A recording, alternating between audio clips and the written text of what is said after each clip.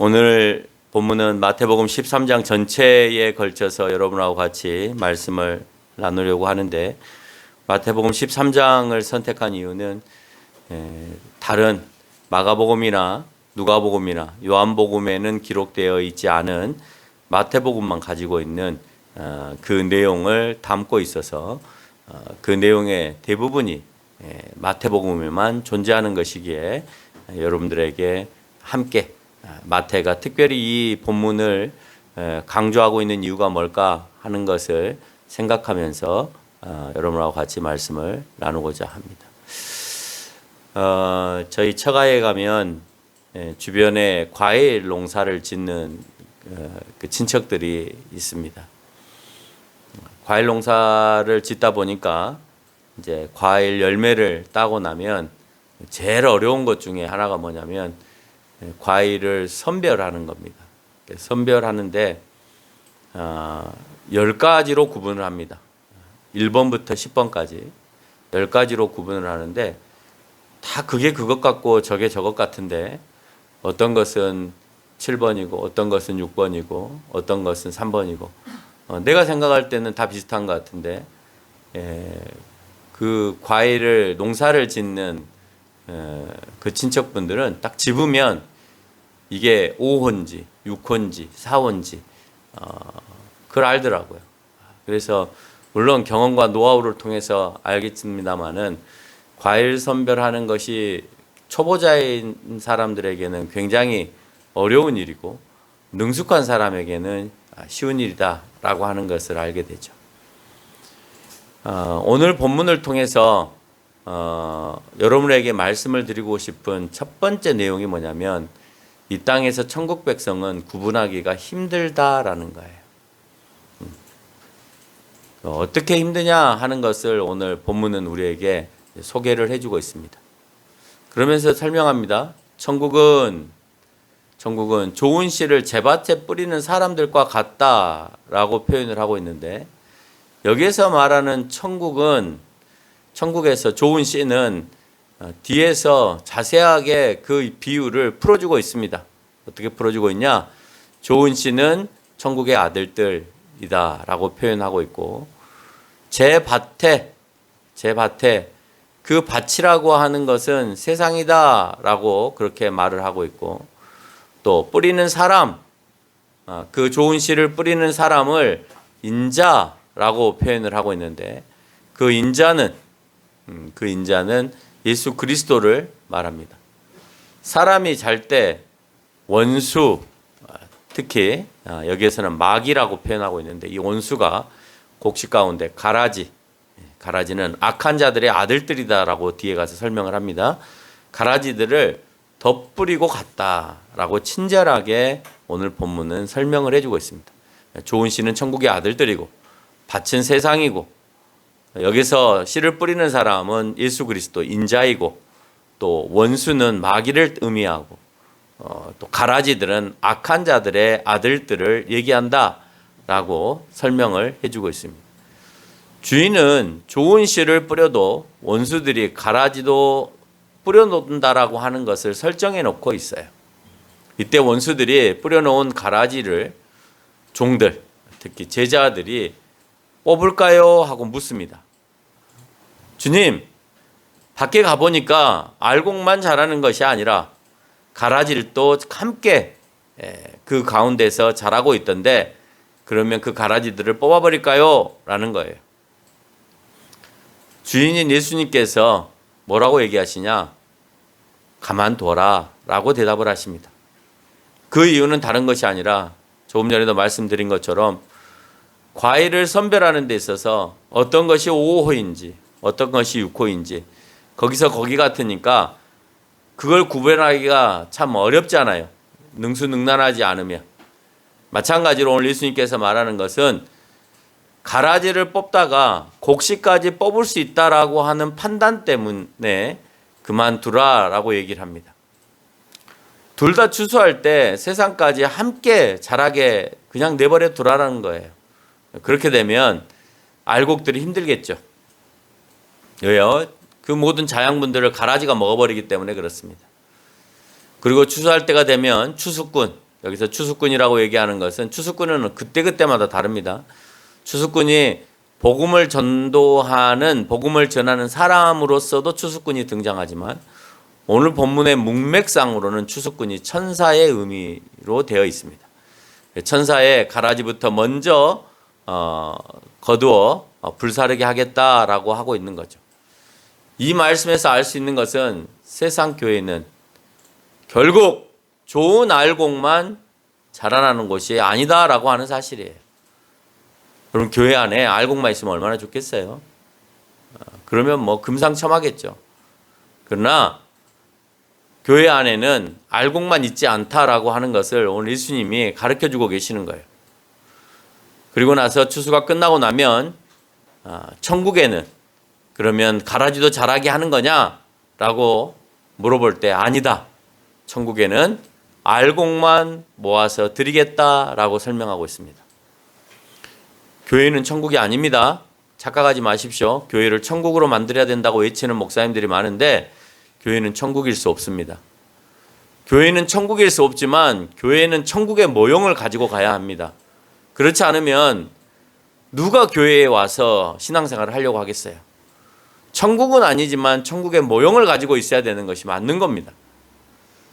다른 말로 표현하면 천국이기를 우리가 소망은 하지만 천국은 아니기 때문에 교회를 통해서 상처받은 영혼들이 있을 수 있다라고 하는 거고, 그 이유는 오늘 예수님께서 분명히 말씀해 주고 있는 것이 너희들 가운데 가라지가 있다라고 말씀하고 있기 때문에 그렇습니다.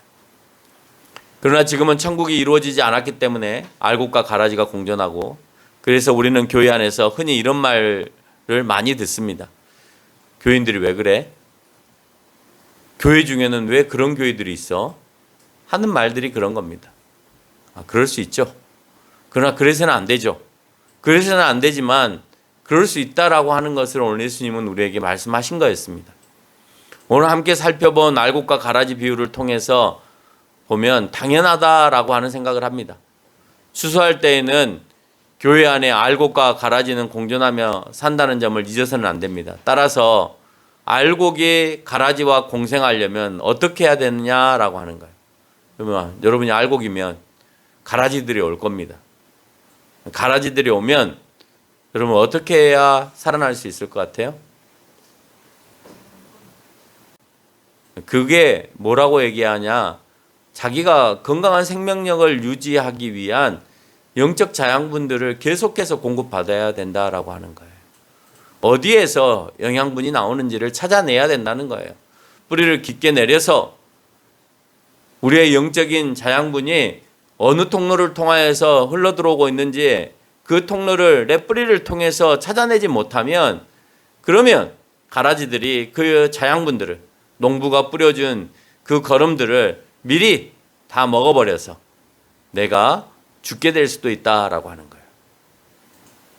여러분, 우리가 영적으로 건강해질 수 있는 유일한 방법은 다른 게 없어요.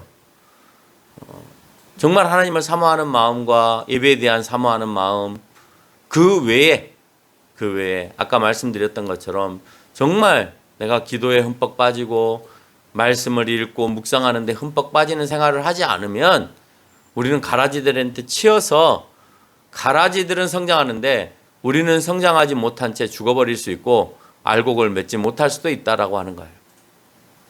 그럼 교회 안에 가라지는 어떤 형체를 취하고 있습니까? 알곡과 유사한 형태를 취하고 있습니다. 그래서 뽑지 말라는 겁니다. PPT 사진을 보면 여러분 이 세 개의 잎사귀가 있습니다. 농사를 지었던 분들은 잘 보십시오.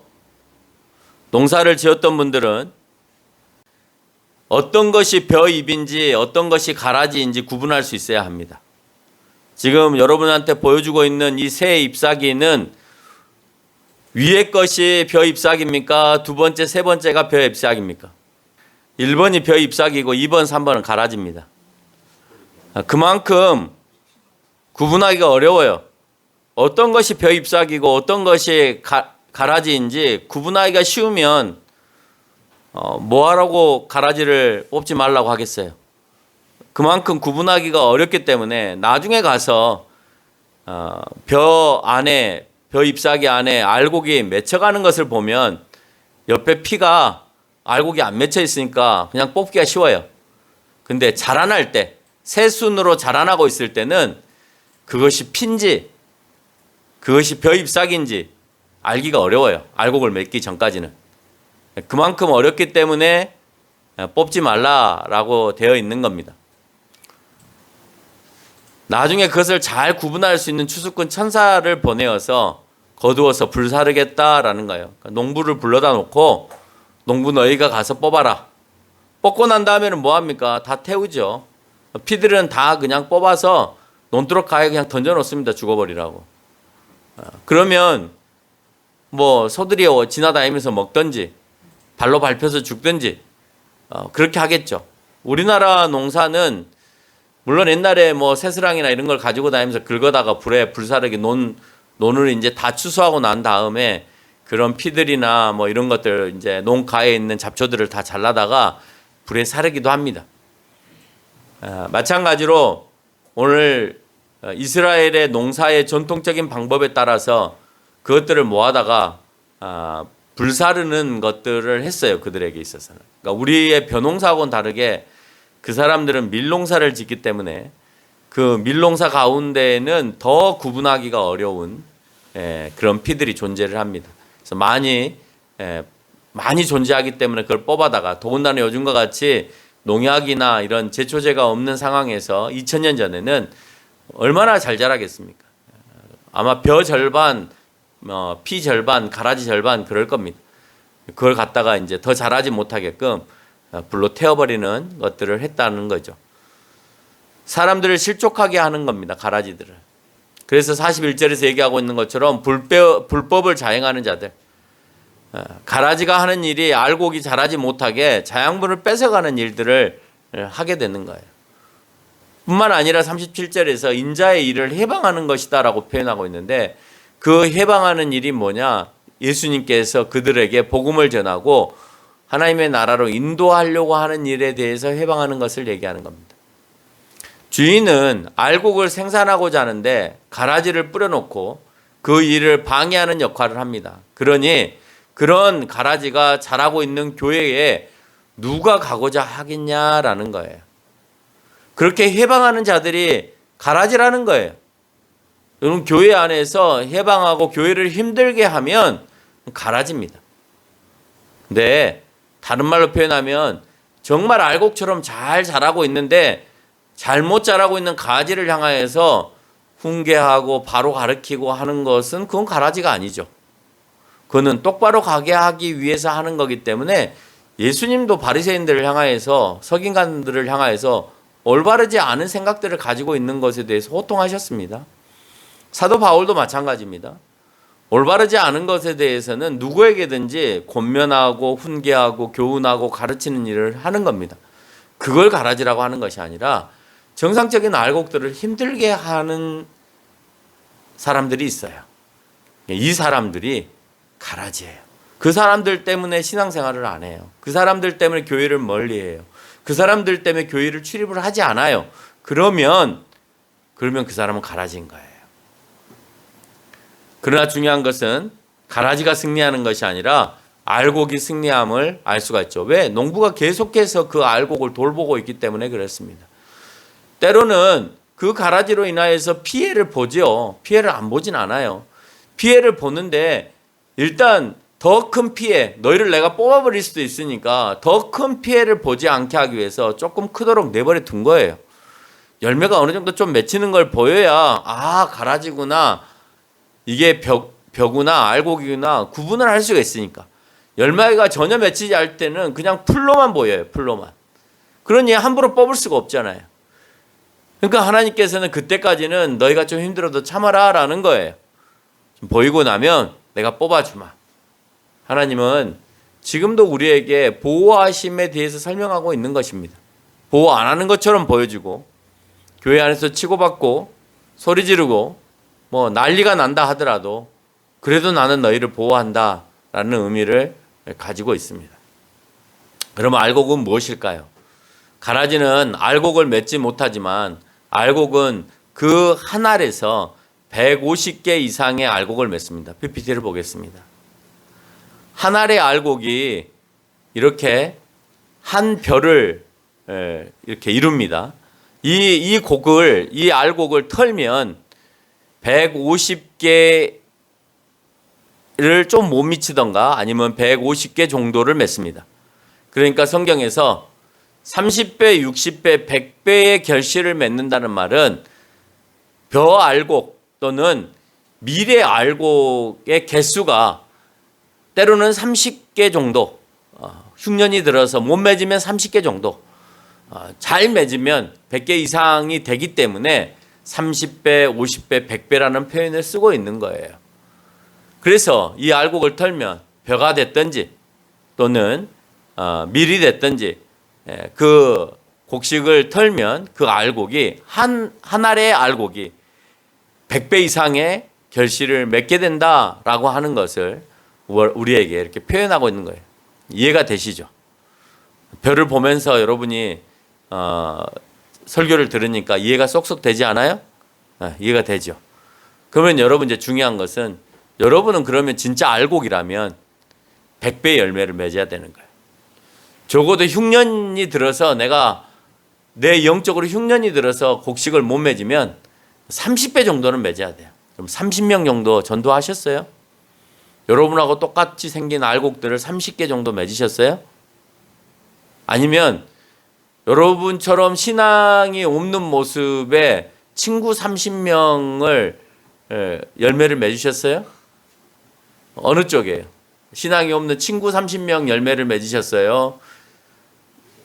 알곡이 아주 튼튼한 알곡으로서 열매를 한 30개나 100개 정도 알곡을 모으셨어요. 어디에 속합니까? 내가 알곡이냐 가라지냐 말할 필요 없어요. 가라지는 열매를 맺을 수 없다니까요. 네? 정장수 집사님, 가라지가 열매를 맺나요? 쌀 알곡을 맺나요? 쌀 알곡을 맺으면 가라지가 아니죠. 가라지가 아니죠. 알곡이죠. 하나를 맺더라도 맺으면 알곡이죠. 근데 내가 한 알도 못 맺었어. 그러면 여러분 핑계칠 것은 있습니다. 아직 가을이 아닙니다. 아직 봄입니다.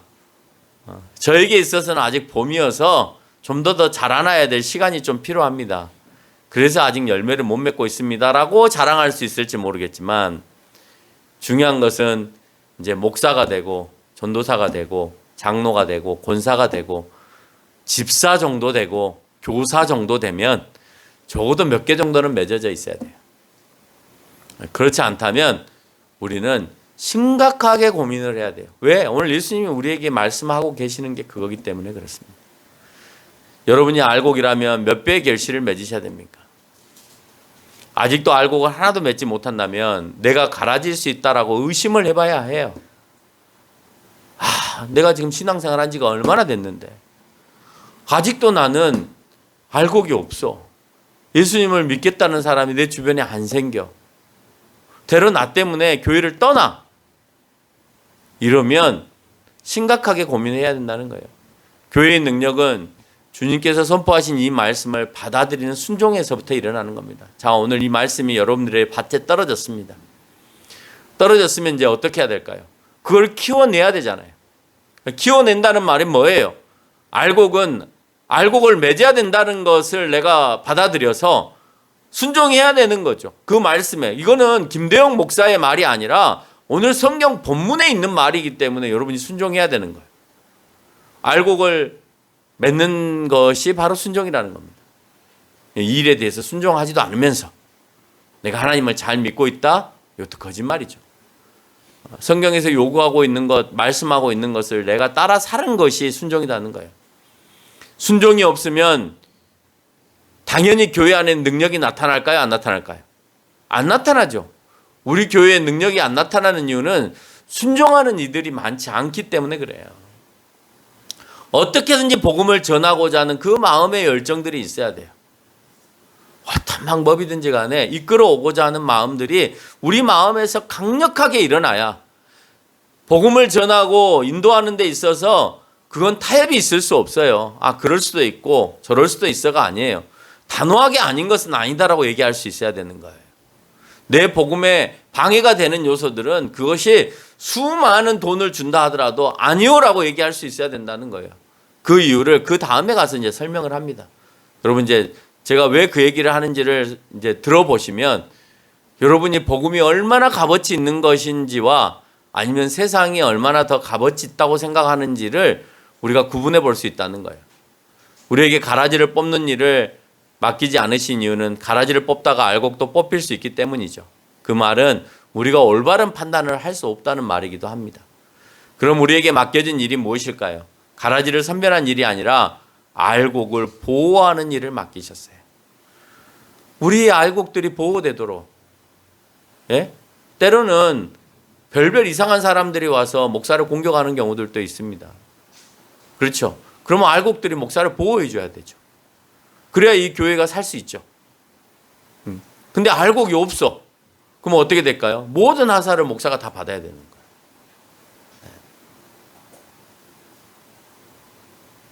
또 다른 알곡들이 있는데 가라지로부터 막 치여 살아요. 그러면 어떻게 해요? 알곡들, 목사를 중심으로 해서 알곡들이 그 치이지 않게끔 돌봐줘야 되는 거예요. 그러나 잘못 가고 있는 가라지들은 가르쳐야 되죠. 아직 성장하지 않아서 알을 못 맺고 있는 그 벼는 잘 자양분도 주고 타이르고 교훈을 해서 키워내야 되죠.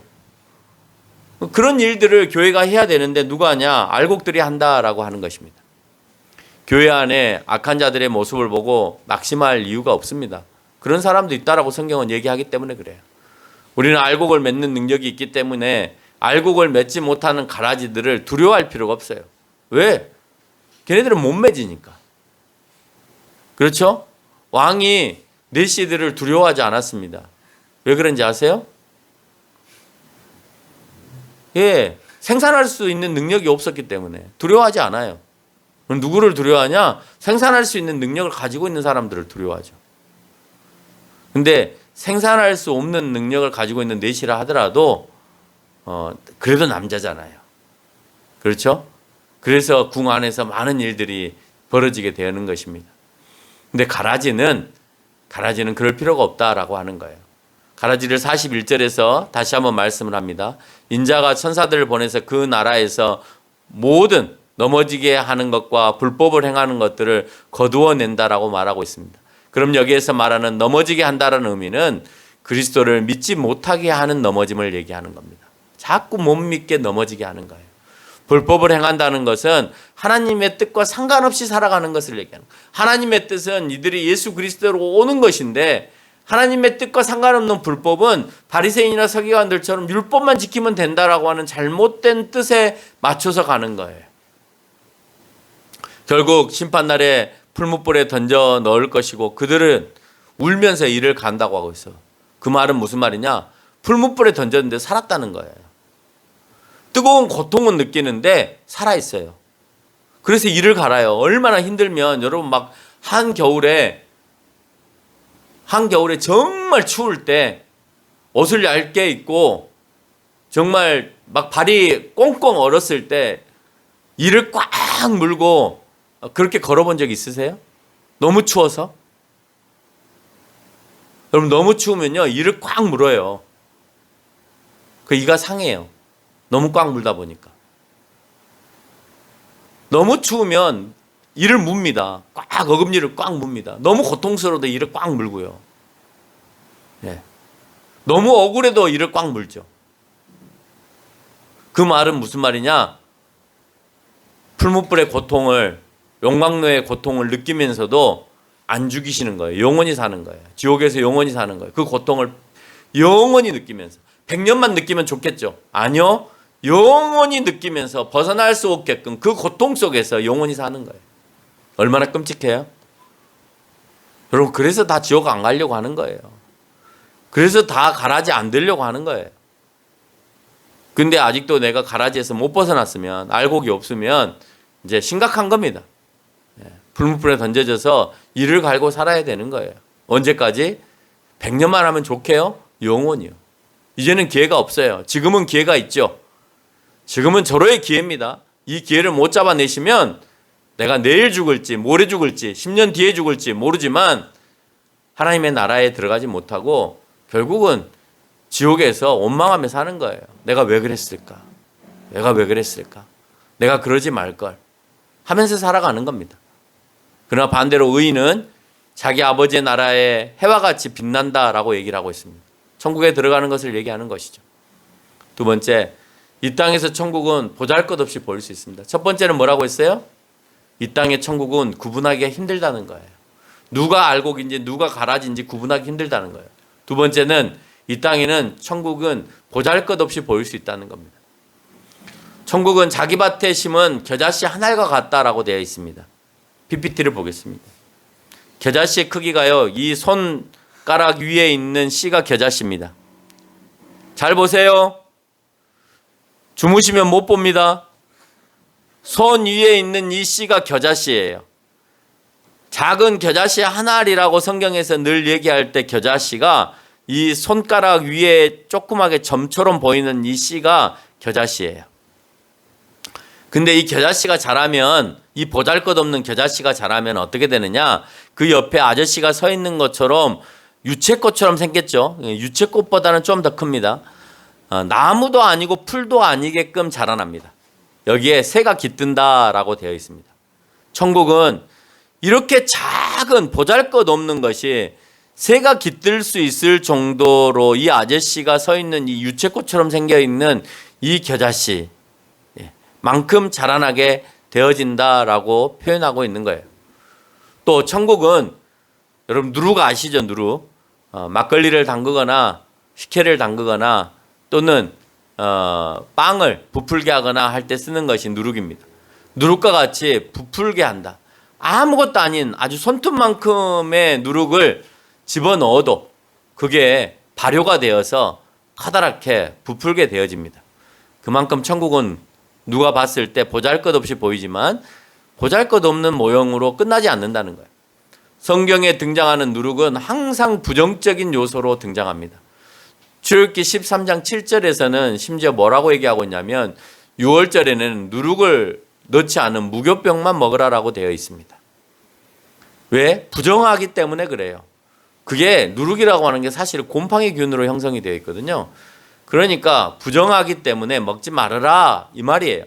그래서 누룩은 성경에서 어느 때든지 부정하게 표현이 되고 있는데 오늘 여기에서는 부정적인 모습이 아니라 긍정적인 모습으로 누룩을 설명하고 있더라는 거예요. 왜 천국을 말씀하면서 누룩이라고 설명했을까? 첫째는 천국은 우리의 기준을 따라서 부정하다고 생각하는 사람까지도 포함한다는 거예요. 우리가 생각할 때 누룩은 부정해. 곰팡이 균으로 되어 있어. 근데 우리가 생각하는 그 균, 곰팡이 균도 하나님 나라에는 들어갈 수 있다라는 거예요. 예를 들면 성경에서 오늘 본문에 앞서서 예수님께서 만났던 사람들이 있는데요. 그 예를 들어서 보는 그 인물들을 보면 유대인들의 입장에서 우리의 기준이라고 했을 때 유대인들의 입장에서 세리와 창기들과 사마리아인들은 부정한 사람들이었어요. 그렇죠? 이 부정한 사람들은 절대 천국에 들어갈 수가 없는 거예요. 세리도 들어갈 수가 없고 창기도 들어갈 수가 없고 사마리아인들도 부정해서 들어갈 수가 없는 것입니다. 그런데 예수님은 이 부정하다고 생각하는 사람들과 함께 나누면서 그 사람들에게 복음을 증거했다라고 하는 거예요. 만약에 그 사람들이 유대인들이 생각하는 것처럼 천국에 들어갈 수 없는 부정한 사람들이라면 예수님이 그 사람들에게 복음을 전해야 될 이유가 하나도 없는 것이죠. 그렇지 않습니까? 그런데 누룩이라고 생각했던 그 사람들에게 예수님이 복음을 전하는 이유는 그 사람들에게도 복음을 전할 수 있다고 생각하기, 천국에 들어갈 수 있다고 생각하기 때문에 그래요. 만약 유대인적인 관점에서 가라지를 찾아서 뽑아라 하면 유대인들은 누구를 뽑겠어요? 세리를 유대 해당에 못 들어오게 뽑을 거고, 창기들을 유대인 해당에 못 들어오게 뽑을 거고, 이방인들을 뽑아서 또는 사마리아인들을 뽑아서 그 회당에 못 들어오게 하겠죠.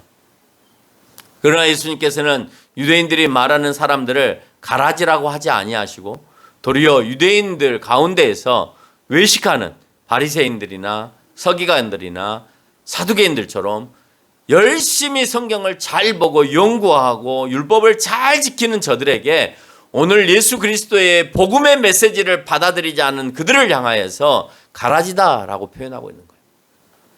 성경을 아무리 많이 보면 뭐합니까? 기도를 아무리 많이 하면 뭐합니까? 본인이 복음의 메시지를 받아들이지 못하면 가라진 겁니다.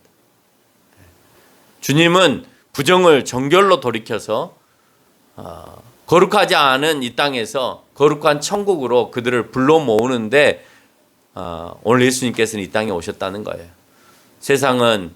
세상의 교회인 우리를 보고 보잘것없는 것처럼 실망하면서 관심을 갖지 않는 것이 사실입니다. 교회가 왜 저래? 교회도 별거 없네 라고 하면서 실망하는 거예요. 그런데 주님은 천국이 어떻게 펼쳐질지를 보라라고 표현을 하고 있어요.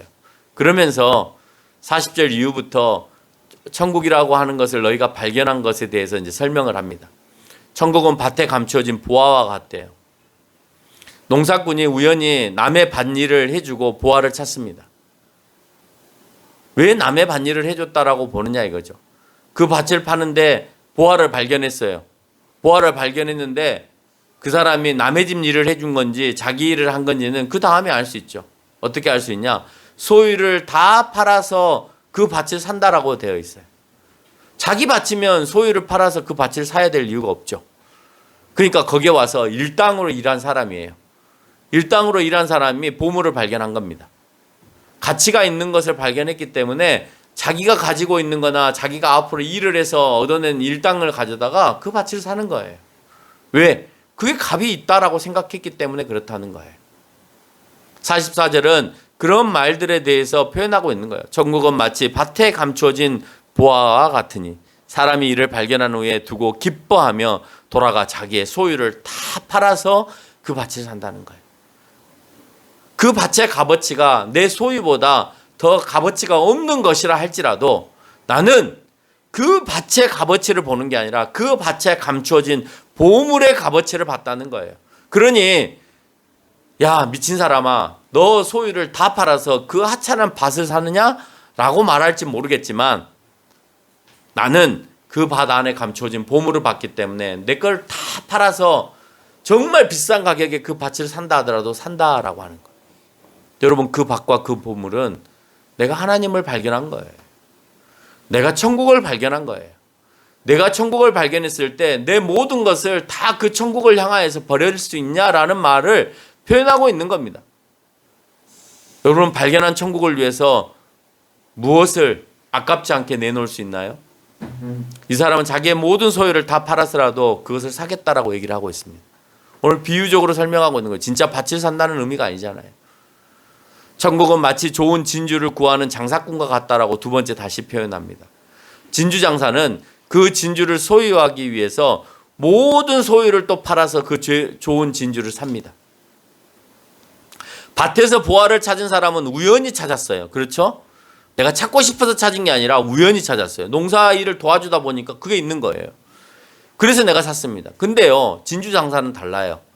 정말 좋은 진주를 찾아다니다가 찾은 거예요. 진주 장사니까. 이처럼 뜻하지 않게 보물을 발견하는 사람도 있지만 보물이 무엇인지를 찾고 다니는 사람도 있다는 거예요. 다시 말해서 진리를 내가 전혀 모르는 상태에서 진리를 찾고 싶지 않았는데 어느 순간에 성령을 통해서 진리가 내 안에 들어오는 사람도 있고 진리가 뭐야? 라고 궁금해서 진리를 찾고 다니는 사람이 진리를 찾는 수도 있습니다. 그래서 성경에서는 뜻하지 않게 그냥 예수님을 만나는 아픈 병든 자들도 있어요. 그렇죠? 그렇지 않고 정말 거듭남이 뭡니까? 중생이 뭡니까? 물어보기 위해서 그걸 알고 싶어서 예수님을 찾아오는 사람도 있었어요. 그러면서 그 복음을 받아들이는 거예요. 이 모든 두 사람이 자신이 뜻하지 않게 천국의 비밀인 복음을 만나게 되어진다는 거예요. 오늘 여기서 말하는 보물은 천국의 복음을 얘기하는 겁니다. 왜요? 앞에서 예수님이 천국에 관한 얘기를 계속하고 계시기 때문에 그래요. 오늘 예수께서 말씀하신 것처럼 여러분은 천국 복음을 보물과 진주로 보고 계십니까? 그럼 그렇게 인정하고 사세요? 그러면 오늘 농사꾼이나 진주장사가 한 것처럼 여러분의 소유를 다 팔아서 살 만큼 그 천국 복음을 내가 끝까지 포기하지 않기 위해서 다 팔아서라도 그것을 얻기 위해서 노력하고 계십니까? 못하잖아요. 여러분, 작은 물질도 내가 못해요. 시간도 못해요. 내가 그걸 살기 위해서 경건된 모습으로 살아가는 것도 어려워요. 시간을 내어서 내가 정말 천국 백성처럼 하나님을 위해서 헌신하면서 살아가는 것도 힘들어요. 내가 물질이나 다른 내가 가지고 있는 달란트들을 가지고 하나님 앞에 헌신하는 건 더더욱 어려워요. 여러분은 천국을 발견하지 않았어요. 천국을 발견한 사람은 적어도 자기의 삶을 다 버리는 거예요. 물고기를 잡는 일도 마찬가지입니다. 오늘 성경은 물고기에 대한 언급도 하고 있습니다. 좋은 물고기는 복음을 받아들이는 물고기들을 얘기하는 겁니다. 예수님을 믿고 회개하고 나와서 이들이 알곡으로 맺었건 좋은 물고기로 표현됐건 간에 48절에서는 주님은 그것만 남겨놓는다라고 표현하고 있습니다. 알곡이 아니면 버리는 것이고 좋은 물고기가 아니라 비슷하게 생긴 물고기라도 실하지 않으면 그걸 그냥 버리는 거예요. 여러분 물고기 잡을 때 보시잖아요. 새끼 물고기들 잡아오나요? 다 버리죠. 다 버립니다. 심판의 때를 묘사하는 비유로 설명하고 있는 겁니다. 세상 끝에 천사들이 와서 의인 중에 악인을 구분한다. 그럼 악인은 누구를 말하는 것입니까? 복음을 받아들이지 않은 사람들이에요. 그 사람들은 어떻게 한다고 되어 있냐? 성경은 4번에 걸쳐서 언급을 하고 있는데 40절, 42절, 48절, 50절에서 불사른다, 풀무불에 던진다, 내버린다라는 말들을 언급을 하면서 심판의 날에 너희들 그렇게 될 거야. 버려버릴 거야. 죽으라고 내버려 둘 거야. 물고기가 물에서 떠나서 버림을 당하면 살 수가 없죠. 가라지가 땅에서 뽑혀가지고 들판에 놔둔거리면 흙에 뿌리를 내리지 못한 상태니까 죽을 수밖에 없는 거죠. 여러분 그렇게 죽이겠다는 거예요. 말려서 죽이겠다는 겁니다. 그래서 풀무불 얘기를 하는 거예요. 풀무불은 뜨겁잖아요. 말려 죽는 거예요. 타서 죽는 겁니다. 천국에 제다된 서기관은 새 것과 옛 것을 내어오는 집주인과 같다라는 거예요. 여러분 율법과 복음을 무시하는 게 아니에요. 복음을 받아들인다고 해서 구약의 율법이 무시된 것이 아니라 진정한 서기관은 그 두 개를 다 내가 품고 가는 겁니다. 결론적으로 35절에서 언급하고 있는 것처럼 선지자들부터 말씀하신 창세부터 감추인 것을 드러낸다고 말씀하셨는데 그 드러냄이 시편 78편 2절의 말씀을 그대로 얘기하는 거예요. 내가 입을 열어서 비유로 말하고 창세부터 감추었던 것을 드러내겠다라고 하는데 뭘 드러내느냐? 오늘 예수님을 통하여서 복음을 드러내는 거예요. 어떻게 해야 천국 가는지에 대한 그 비밀을 오늘 드러내는 겁니다. 보물인 예수님을 갈라디아 사람들은 발로 차일 만큼 흔한 사람이라고 생각했어요. 우리 동네 예수 같은 사람은 흔해 빠져 있어. 목수의 아들 정도는 너무나 많네. 얘가 보물이라고? 아니, 얘는 목수의 아들이야 라고 바라봤기 때문에 갈릴리 사람들은 예수님을 보물로 보지 않고 하찮은 것으로 봤어요. 교회의 능력이 일어나지 않기 때문에 모든 성도들이, 교인들이 오늘 교회를 교인들 스스로가 보물로 보지 못하고 하찮게 보는 거예요. 그래서 아무렇게나 하는 겁니다. 여러분들이 복음에 대하여서 보물로 보지 않기 때문에 새로운 사람들이 교회를 보물로 여기지 않는 거예요. 여러분 그걸 심각하게 생각해야 돼요. 내가 복음의 메시지를, 내가 하나님의 말씀을 보물로 여기지 못함에 대해서 여러분 오늘 또 가슴을 치면서 회개하지 않으면 안 된다라는. 비단 예수님이 동네 사람들만이 아니라 예수님께 속해 있는 유대인들도 마찬가지로 예수님을 보물로 여기지 않았어요. 예수님만 여긴 게 아니라 유대인들도 예수님을 보물로 여기지 않았어요. 예수님을 찾고 있고 기다리고 있는 그 사람들도 오늘 예수님이 등장해서 내가 너희를 위해서 구원하러 왔다라고 하는 보물을 주는데도 불구하고 그걸 못 받아들이고 있는 거예요. 오직 교회에 나오신 여러분도 예수님의 복음을 최고의 보물로 여기지 못한다면 그 보물은 여러분의 것이 아니라 다른 사람의 것이에요. 열심히 세상에서 보물을 찾고 있는데 그 보물이 예수님이어야 되는데 예수님으로 생각하지 않고 돈 버는 것이나 장사하는 것이나 아니면 출세하는 것이 보물이라고 착각하고 살아가는 사람은 진짜 그 밭에 감추어진 예수님을 찾지 못하게 되어진다는 거예요. 결론을 맺겠습니다. 오늘 예수님께서는 천국의 비밀을 풀어 보이셨습니다. 이 감추어진 비밀을 저희는 믿느냐라고 하는 것이에요. 이 비밀을 듣고 순종하는 이들에게만 해당되는 비밀입니다. 여러분은 이 비밀이 들리냐라고 물으시면 뭐라고 대답을 해야 되겠어요? 들립니다라고 대답을 해야 되겠죠. 들리십니까? 대답이 시원찮은 거 보니까 아직도 비밀이 안 들리시는 것 같아요. 너무 안타깝습니다.